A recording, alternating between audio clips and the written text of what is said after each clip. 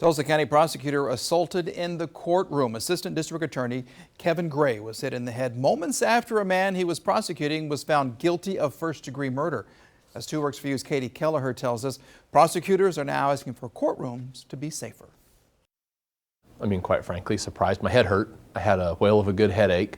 Tulsa County Assistant District Attorney Kevin Gray has been practicing law for 10 years, but he had a first this past Friday.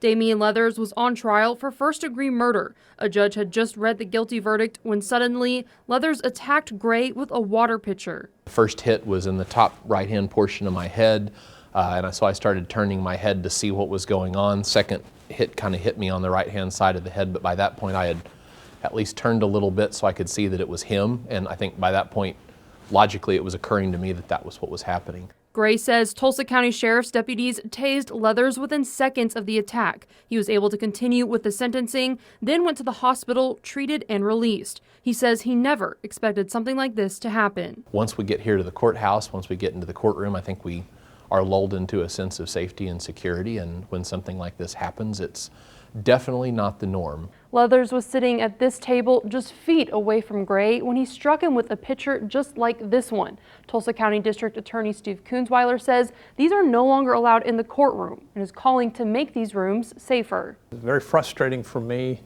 to know that my people are being attacked. I know some people say, well, that's kind of the cost of doing business, but nobody signs up to ever be assaulted for anything. It's totally inappropriate. When asked if he forgives Leathers, Gray says he does, and that cases like this are hard for everyone. The problem here is that in a room like this, in a case like this, there's loss on both sides. And the tragedy of the work that I do is that there are no winners. There's simply losers. And here in the courtroom, we saw that played out in a very real way.